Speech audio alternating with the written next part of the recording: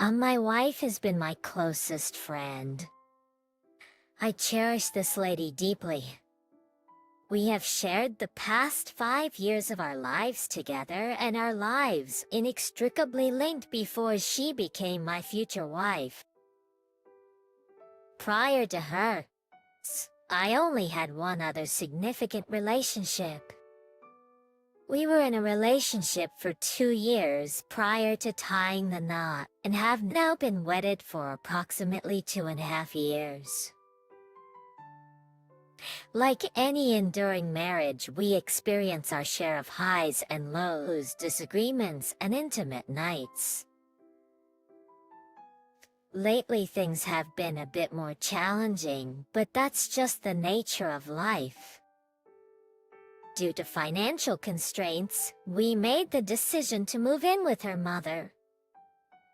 This arrangement has been mutually beneficial for both her mother and us. However, in recent times, she has been dedicating a substantial amount of her time to a mutual acquaintance. When I'm occupied with work and unable to join them, they engage in what seem to be regular activities like watching television, sharing drinks, and going to the beach. Over the past 6 months, the frequency of these visits has notably increased, occurring at least once a week, if not more often. My friend had started to withdraw and was less available to hang out with me during our recent interactions. This change in behavior made me increasingly suspicious. Following an unrelated argument with my wife last Friday, I experienced a strong urge to check her phone, even though it's not my usual practice, as I typically respect her privacy. My suspicions overcame me, and I made the decision to investigate. I accessed the guy's SMS message history, and what I uncovered left me shattered. I found detailed, explicit communications dating back at least 2 months. My stomach churned and I nearly lost consciousness. Blood rushed from my face and I collapsed. Her notes, describing him and how he ignited an insatiable desire within her, left me speechless. I couldn't wrap my head around it. It made no sense. My mind raced, and in those few minutes, I experienced an overwhelming surge of emotions like I'd never felt before. Disgust, betrayal, anger, guilt, fear, and heart-wrenching despair. How could my beloved wife betray me like this? I couldn't help but picture my dear woman with a man who had been my friend long before I even met her. I couldn't fathom how he could betray our friendship in such a manner.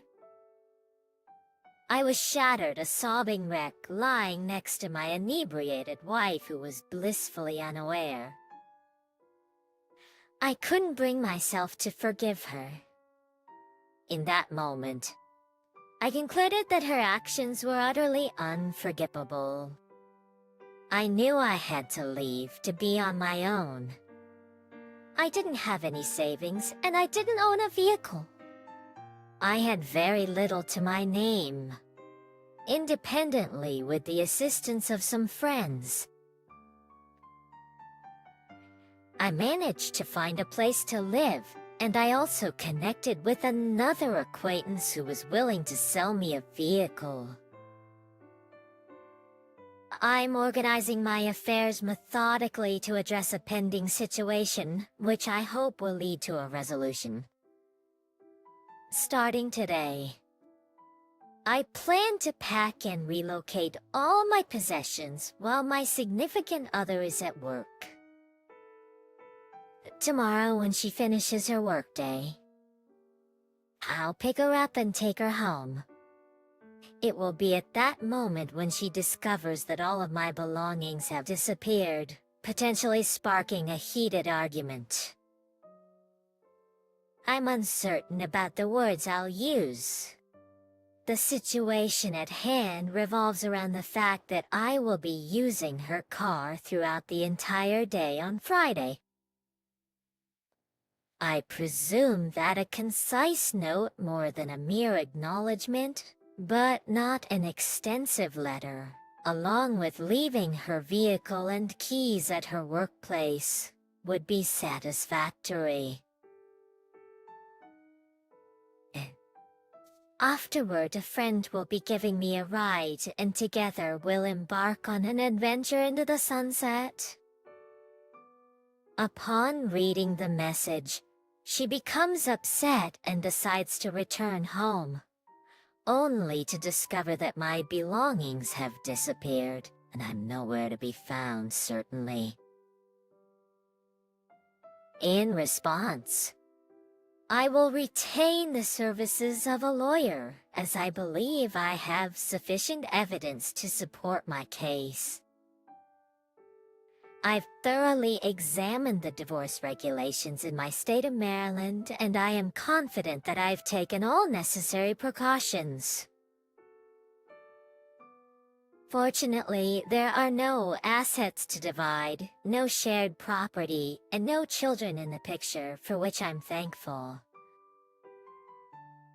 Before delving into the details of what transpired on Friday, I intend to release a follow-up update. The events of Friday unfolded as smoothly as could be expected given the circumstances. I made adjustments to my plans before the day began, and there were no heated arguments. Despite the distressing news, our last week together proved to be a resounding success. At the start of the week, we made a trip to the beach on Wednesday night. The intimacy between us was truly remarkable. On Thursday, we enjoyed a movie night, following a splendid and upscale dinner, all courtesy of her generosity. She was in exceptionally high spirits on Friday, and we shared a memorable morning of passion. After dropping her off at work, I embraced her warmly and bid my farewells. That was our final conversation. I hurriedly went to get the keys for my new house and some boxes for packing, then rushed back home to start the packing process.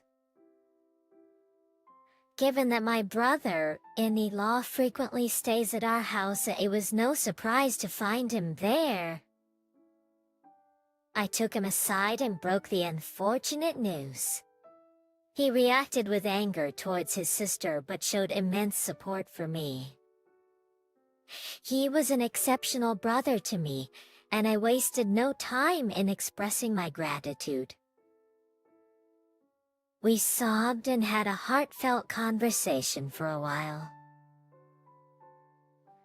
Afterward, he did his best to assist me in packing everything back, which had to be unloaded during the first trip. The day was drawing to a close, and my friend with a truck was about to depart. Upon my return, I found my mother-in-law had arrived home. We engaged in a lengthy conversation during which she offered her support. While she refrained from taking sides as that wasn't her way, she empathized with my decision and provided substantial encouragement. She reassured me of her willingness to assist me whenever I needed it, and emphasized that I remained a cherished member of her family. We shared moments of heartfelt conversation, talking and shedding tears together. She held on to hope that we could reconcile, but I candidly informed her that I could never forgive her daughter, a sentiment she fully comprehended. I left my wife's vehicle at home and asked the mother-in-law to come pick her up once she finished work. Unable to reach me, my wife made numerous phone calls and sent several messages, all of which I deliberately ignored. This led to her growing increasingly anxious and upset. Friends and relatives, worried that something serious had happened to me, speculated about potential scenarios like my incarceration or involvement in a car accident. I initially planned to drop off a letter at her residence, but my conversation with her mother-in-law was so emotionally engaging that I completely overlooked my intention. Nevertheless, I did send her a text eventually. I prefer not to discuss the matter at this moment, and I'll be refraining from responding to your messages as I believe there's nothing for us to discuss presently. I sincerely hope that you both find happiness together, and that all the choices you've made were fulfilling. Regrettably, forgiveness is something I may never be able to grant. Subsequently, a barrage of texts ensued, filled with heartfelt apologies. She considered me the most important person in the world, the love of her life and the only one she needed. She had the audacity to mention we ended things about 2 weeks ago, as if that would somehow console me. Since then, I've maintained radio silence. Fast forward to my new place, where I'm currently in the process of unpacking and making myself at home. Having my own house has worked wonders for my emotional well-being. I'm in high spirits, feeling optimistic and brimming with vitality.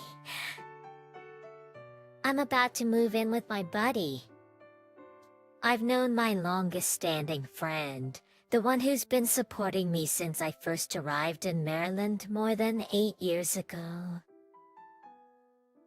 I'm currently on the journey towards recovery thanks to some deep conversations and quality time spent appreciating nature with close friends.